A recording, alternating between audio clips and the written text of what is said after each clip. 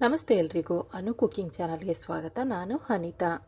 ಇವತ್ತಿನ ರೆಸಿಪಿನಲ್ಲಿ ಬೇಳೆ ಟೊಮೊಟೊ ಬಾತ್ ಯಾವ ರೀತಿ ಮಾಡೋದು ಅಂತ ನೋಡ್ಕೊಳ್ಳೋಣ. ತುಂಬಾ ಸುಲಭವಾಗಿ, ಮಸಾಲೆ ರುಬ್ಬೋದು ಬೇಡ, ಸ್ಪೆಷಲ್ ಆಗಿರುವಂಥ ಮಸಾಲೆನ ಹಾಕೋದು ಬೇಡ, ಮನೆಯಲ್ಲೇ ಇರುವಂಥ ಪದಾರ್ಥನ ಬಳಸಿ ಯಾವ ರೀತಿ ಮಾಡೋದು ಅಂತ ನೋಡ್ಕೊಳ್ಳೋಣ. ತುಂಬಾ ಸುಲಭ, ಅಷ್ಟೇ ಟೇಸ್ಟಿಯಾಗಿರುತ್ತೆ. ಅದಕ್ಕೂ ಮುಂಚೆ ನೀವಿನ್ನೂ ನನ್ನ ಚಾನಲ್ಗೆ ಸಬ್ಸ್ಕ್ರೈಬ್ ಆಗಿಲ್ಲ ಅಂತಂದರೆ ಪ್ಲೀಸ್ ಸಬ್ಸ್ಕ್ರೈಬ್ ಮಾಡ್ಕೊಳ್ಳಿ. ಪಕ್ಕದಲ್ಲೇ ಇರುವಂಥ ಬೆಲ್ ಬಟನನ್ನು ಕ್ಲಿಕ್ ಮಾಡಿ. ಮೊದಲಿಗೆ ನಾನಿಲ್ಲಿ ಒಂದು ಗ್ಲಾಸಲ್ಲಿ ಬೇಳೆನ ತೋರಿಸ್ತಾ ಇದ್ದೀನಿ. ಒಂದು ಮುಕ್ಕಾಲು ಗ್ಲಾಸಷ್ಟು ಹೆಸರು ಬೇಳೆನ ಹಾಕ್ಕೊಳ್ತಾ ಇದ್ದೀನಿ. ಹೆಸರು ಬೇಳೆ ದೇಹಕ್ಕೂ ತಂಪು.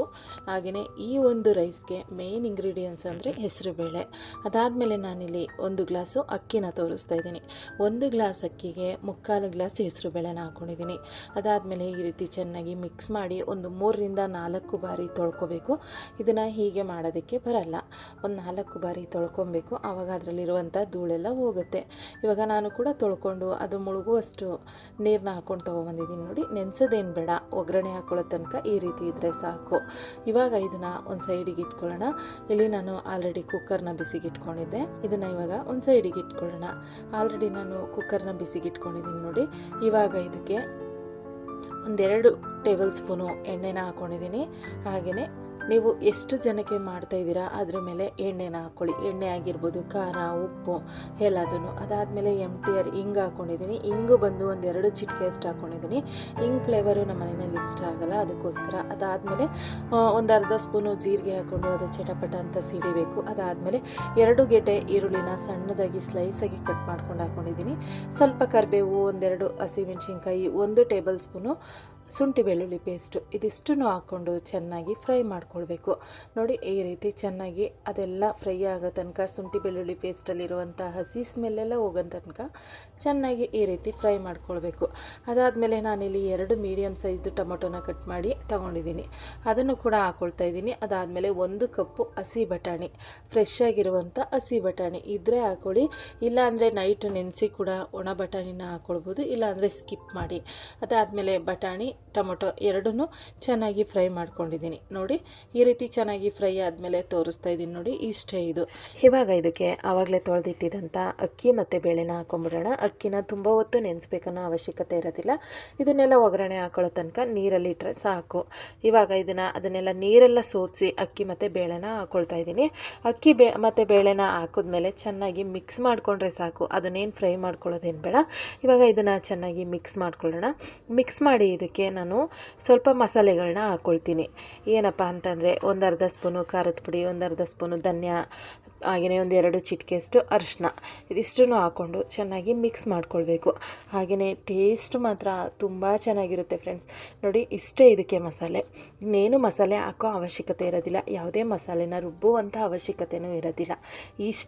ಇಷ್ಟೇ ಮಸಾಲೆನಲ್ಲಿ, ಇಷ್ಟೇ ಸಾಮಗ್ರಿನಲ್ಲಿ ಟೇಸ್ಟ್ ಮಾತ್ರ ಸಖತ್ತಾಗಿರುತ್ತೆ. ಒಂದು ಸರಿ ಟ್ರೈ ಮಾಡಿ, ನೀವೇ ಹೇಳ್ತೀರಾ ಸೂಪರಾಗಿತ್ತು ಅಂತ. ಇವಾಗ ಇದನ್ನು ಚೆನ್ನಾಗಿ ಮಿಕ್ಸ್ ಮಾಡಿ ಇದಕ್ಕೆ ನೀರನ್ನ ಹಾಕೊಂಬಿಡೋಣ. ನಾನಿಲ್ಲಿ ಮುಕ್ಕಾಲು ಗ್ಲಾಸ್ ಬೇಳೆ, 1 ಗ್ಲಾಸ್ ಅಕ್ಕಿಗೆ 5 ಗ್ಲಾಸಷ್ಟು ನೀರನ್ನ ಹಾಕ್ಕೊಳ್ತಾ ಇದ್ದೀನಿ. 5 ಗ್ಲಾಸಷ್ಟು ನೀರು ಕರೆಕ್ಟ್ ಮೆಜರ್ಮೆಂಟು. ಈ ಕಡೆ ನಮಗೆ ತೆಳುವಾಗಿಯೂ ಆಗೋದಿಲ್ಲ, ಆ ಕಡೆ ಗಟ್ಟಿಯಾಗಿಯೂ ಆಗೋದಿಲ್ಲ. ಇವಾಗ ನೋಡಿ, 5 ಗ್ಲಾಸಷ್ಟು ನೀರನ್ನ ಹಾಕ್ಕೊಂಡಿದ್ದೀನಿ. ನೀರು ಹಾಕಿ ಚೆನ್ನಾಗಿ ಈ ರೀತಿ ಒಂದು ಸರಿ ಮಿಕ್ಸ್ ಕೊಟ್ಕೊಬೇಕು.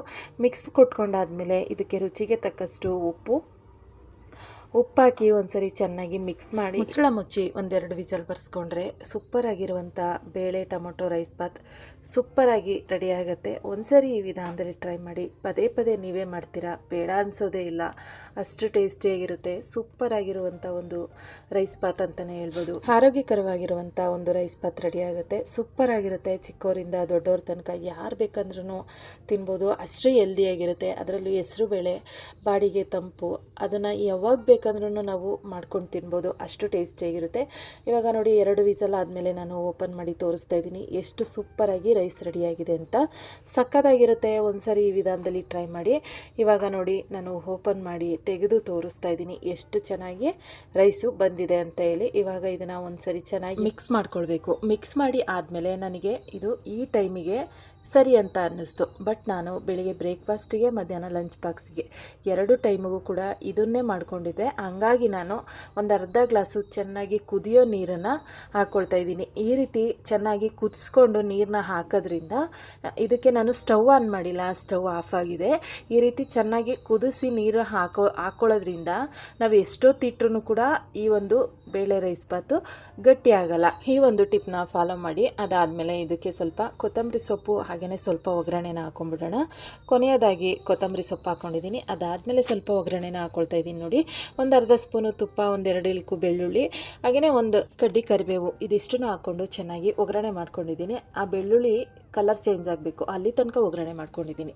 ಅದಾದಮೇಲೆ ಬೇಳೆ ರೈಸ್ ಬಾತ್ಗೆ ಹಾಕ್ಕೊಂಡು ಅದನ್ನು ಚೆನ್ನಾಗಿ ಮಿಕ್ಸ್ ಮಾಡಿಕೊಂಡ್ರೆ ಸೂಪರಾಗಿರುವಂಥ ಒಂದು ಬೇಳೆ ಟೊಮೊಟೊ ರೈಸ್ ಬಾತ್ ಸೂಪರಾಗಿ ರೆಡಿ ಆಗುತ್ತೆ. ಹಾಗೆಯೇ ನೀವು ಬೆಳಗಿನ ಬ್ರೇಕ್ಫಾಸ್ಟ್ಗಾಗ್ಬೋದು, ಮಧ್ಯಾಹ್ನ ಲಂಚ್ ಬಾಕ್ಸ್ಗಾಗ್ಬೋದು, ನೈಟ್ ಡಿನ್ನರ್ಗಾಗ್ಬೋದು, ಯಾವ ಟೈಮ್ಗೂ ಸೂಪರ್ ಅಂತಲೇ ಹೇಳ್ಬೋದು. ನೋಡಿ, ನಾನು ಕೂಡ ಒಂದು ಪ್ಲೇಟ್ಗೆ ಸರ್ವ್ ಮಾಡಿ ತೋರಿಸ್ತಾ ಇದ್ದೀನಿ ಎಷ್ಟು ಚೆನ್ನಾಗಿ ಕಾಣಿಸ್ತಾ ಇದೆ ಅಂತ. ಎಷ್ಟು ಚೆನ್ನಾಗಿ ಕಾಣಿಸ್ತಾ ಇದೆಯೋ ಅಷ್ಟೇ ಸೂಪರಾಗಿ ಬಂದಿರುತ್ತೆ. ಒಂದ್ಸರಿ ಈ ವಿಧಾನದಲ್ಲಿ ಟ್ರೈ ಮಾಡಿ ಹೇಗೆ ಬಂತು ಅಂತ ನನಗೆ ಕಮೆಂಟ್ ಬಾಕ್ಸಲ್ಲಿ ಕಮೆಂಟ್ ಮಾಡೋದನ್ನು ಮರಿಬೇಡಿ.